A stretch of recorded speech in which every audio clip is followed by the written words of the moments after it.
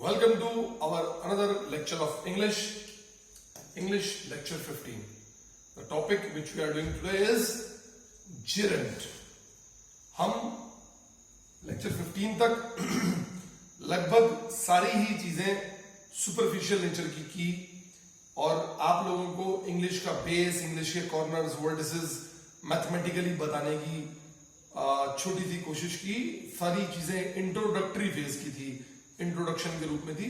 फिर आगे से जो भी वीडियोस इंग्लिश की आएंगी वो थोड़ी सी नीतिबद्ध तरीके से, क्रमबद्ध तरीके से मिलेगी और आपको बहुत सारी मिसलिनियस चीजें इंग्लिश में अलग अलग दायरे से पढ़ाई जाएंगी। लेकिन जिन बातों का हम इस्तेमाल करेंगे आगे, आपको ये मेरा सजेशन है, जैसा मैं पहले बोलता आया हूं, चाहे वो टीचर हो, चाहे वो यूट्यूबर हो, चाहे वो राइटर हो, चाहे वो स्टूडेंट्स हो या कॉम्पिटिटिव एग्जाम की तैयारी करने वाले हमारे विद्यार्थीगण हो, जो स्टूडेंट भी होते हैं, तो आप लोगों को ये सारी वीडियोस क्रमबद्ध देखनी होंगी 1 से लेके 15 तक। कुछ चीजें मिसलिनियस नेचर की, कुछ चीजें एग्जैक्ट नेचर की हैं।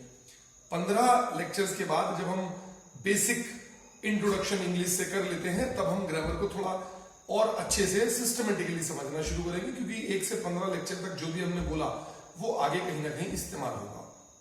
फिलहाल एक छोटा सा वर्ड है जो हम आगे भी कभी यूज करेंगे और वो इंपॉर्टेंट है। इस वर्ड को हम जिरंड के नाम से जानते हैं। इसमें कुछ इस प्रकार की बात आपको मिलेगी। छोटा सा लेक्चर है, आप प्लीज अटेंशन दीजिएगा। ये है V प्लस ING। V का मतलब यहां पर है वर्ब।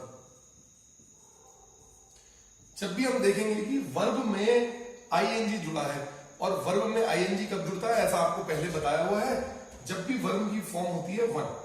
आपको वर्ब के 5 केसेस बताए हैं, V1, V2, V3, V4 और V5। तो जो ING जुड़ता है वो वर्ब 1, केस 1 में जुड़ता है। तो जब भी वर्ब 1 में ING जुड़ेगा तो वो क्या बन के आएगा। से फॉर एग्जाम्पल एक छोटा सा वर्ड ले लेते हैं, रन। तो रन में हमने ING जोड़ा, क्या बन गया, रनिंग। अब ये रनिंग 2 तरह से इस्तेमाल हो सकता है। पहला, ये एक वर्ब ही रहे, यानी कि सेंटेंस में, वाक्य में वर्ब की तरह इस्तेमाल हो। दूसरा, ये नाउन हो जाए। तो रनिंग वर्ब भी हो सकता है, रनिंग नाउन भी हो सकता है, डिपेंडिंग ऑन हम उसे कैसे इस्तेमाल कर रहे हैं।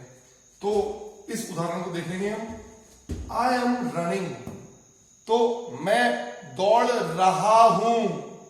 तो यहां पर जो रनिंग इस्तेमाल हुआ, उसमें जो हमारा ट्रांसलेशन में उच्चारण आया, जो शब्द आए, वो क्या आए, रहा हूं, या आ जाएगा रही हूं,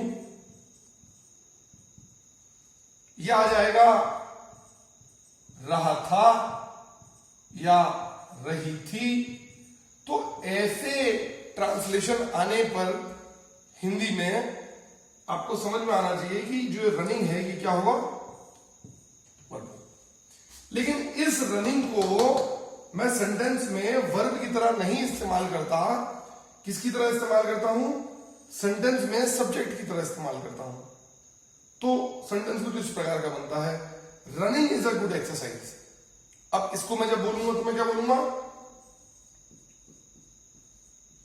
दौड़ना एक अच्छा व्यायाम है। तो उत्तर क्या आ रहा है, ना। ये इंपॉर्टेंट है।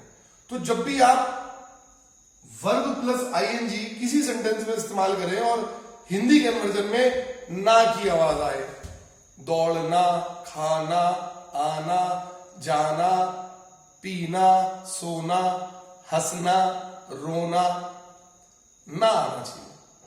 रहना, कमाना, लिखना, पढ़ाना, पढ़ना, ना।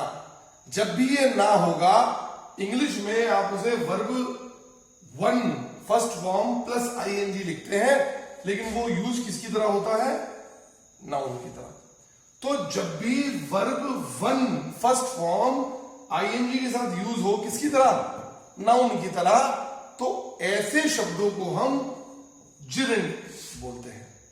तो हम इंग्लिश में 2 प्रकार से बोल सकते हैं। Gerunds are verb with ing used as noun. तो जिरेंड वर्ब होते हैं जो अपने साथ फर्स्ट फॉर्म में आईएनजी लगाते हैं लेकिन यूज नाउन की तरह होते हैं। दूसरा, किताबों में जिरेंड नाउन ही मिलेगा आपको लेकिन ये बोलने की परिभाषा है। दूसरा, gerunds are noun which are showcased as verb with verb first form plus ing. Either way you can use it. मतलब जिरेंड वो नाउन होते हैं जो वर्ब की तरह दिखते हैं और जिरेंड वो वर्ब होते हैं जो नाउन की तरह इस्तेमाल होते हैं। बेसिकली वर्ब की फर्स्ट फॉर्म प्लस आईएनजी अगर वर्ब की तरह यूज हो तो वो वर्ब है, अगर वर्ब की first form plus ING noun की तरह यूज हो तो वो जिरेंड है। जिरेंड के साथ कौन से फ्रेजेस यूज होते हैं, जिरेंड के साथ कौन से वर्ब्स यूज होते हैं, ये सारी बातें लंबी और गहरी बातें हैं, वो हम आगे करेंगे। लेकिन फिलहाल आपने ये समझना है कि हम जिरेंड को किस तरह परिभाषित करते हैं, यही हमारा सवाल होगा। इसके बाद आप देख सकते हैं कि जब हमने दौड़ना बोला तो हमने रनिंग को पहला शब्द ले लिया। अब पहला शब्द मतलब ये सेंटेंस का मुखड़ा है, ये सेंटेंस का इंजन है, जो सब्जेक्ट होता है, आई रिपीट, जो सब्जेक्ट होता है, ठीक है, वो या तो बनता है नाउन से या बनता है प्रोनाउन से। ऐसा बताया कि सब्जेक्ट जिसके बारे में सेंटेंस में बात हो रही है या तो नाउन होगा या प्रोनाउन होगा। तो नाउन है ये, यही मैंने बोला। जिरेंड वो वर्ब की फर्स्ट फॉर्म प्लस आईएनजी है जो किसकी तरह यूज हो रहे हैं, नाउन की तरह, यानी कि वो सब्जेक्ट की तरह यूज हो गया। लेकिन रनिंग जो शब्द है ये सेंटेंस में जरूरी नहीं कि शुरुआत में ही यूज हो, वो सेंटेंस के आखिरी में भी यूज हो सकता है। जैसे ये लिखा है मैंने, ही लाइक्स रनिंग, उसे बाई आई की बात उच्चारण नहीं आएगा, उसे दौड़ना पसंद है, यहां भी ना आया, लेकिन यहां पे रनिंग लास्ट वर्ड है, तब भी ये जिरेंड है क्योंकि ना की आवाज आ रही है। यहां रनिंग पहला शब्द है, running is a good exercise, यहां पे भी रनिंग जिरेंड है, लेकिन इस सेंटेंस में देखेंगे रनिंग बीच का शब्द है। तो सेंटेंस शुरुआत का हो, बेसिकली वर्ड सेंटेंस की शुरुआत का हो, या वर्ड सेंटेंस के मध्य में हो, या वर्ड सेंटेंस के लास्ट में हो, अगर उच्चारण ना में आ रहा है, वर्ब प्लस आईएनजी उच्चारण ना में आ रहा है तो वो जिरेंड है। इसको देखिए, she does running but not regularly, मतलब वो दौड़ती है या वो दौड़ना करती है लेकिन रोजाना नहीं। तो आपको ये समझना पड़ेगा कि ये जो रनिंग है, यहां पे जो वर्ब है वो डज है, हाँ, वो रनिंग नहीं है।